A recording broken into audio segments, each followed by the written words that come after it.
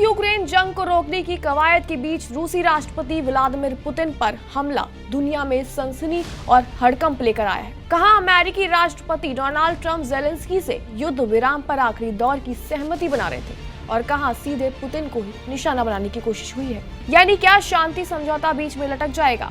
क्या रूस अब इस हमले का बदला लेने वाला है?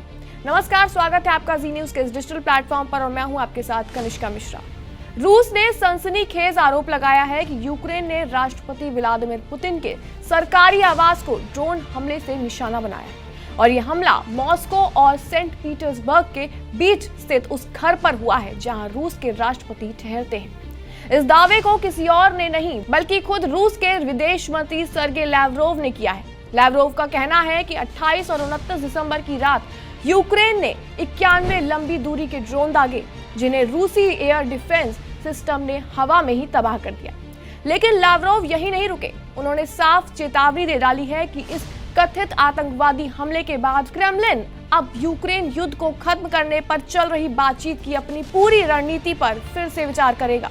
यानी संकेत साफ है कि बातचीत पीछे जा सकती है और बम आगे आ सकते हैं।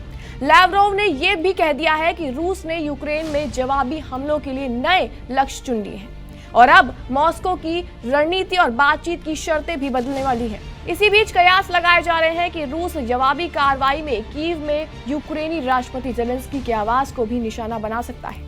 लेकिन अब कहानी में एक दूसरा मोड़ आया है और ये मोड़ बेहद अहम है क्योंकि यूक्रेन के राष्ट्रपति ज़ेलेंस्की ने रूस के इन आरोपों को सीधे झूठ और मनगढ़ंत कहानी बता दिया है।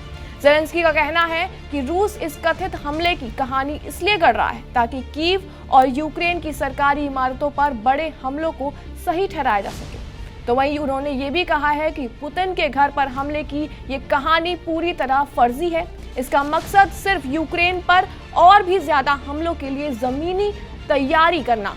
उन्होंने रूस पर आरोप लगाया है कि मॉस्को पहले भी कीव में सरकारी इमारतों को निशाना बना चुका है, यहाँ तक कि कैबिनेट मंत्रियों की इमारतों पर भी हमले हुए। और तो और उन्होंने ये भी कहा है कि यूक्रेन कभी ऐसे कदम नहीं उठाता जो कूटनीति को कमजोर करे, जबकि रूस बार बार युद्ध को भटकाने वाले फैसले लेता है। ज़ेलेंस्की ने दुनिया से अपील की है और कहा है कि अब वक्त आ गया है कि दुनिया चुप ना रहे।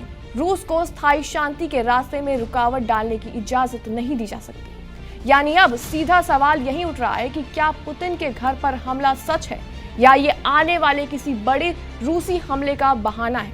क्या ये युद्ध अब सीमाओं से निकलकर सीधे राष्ट्र अध्यक्षों के दरवाजे तक पहुंच चुका है?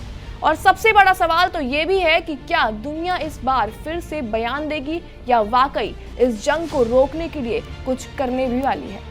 युद्ध की इस आग में अब हर दावा, हर जवाब दुनिया को एक और बड़े विस्फोट के करीब ले जा रहा है।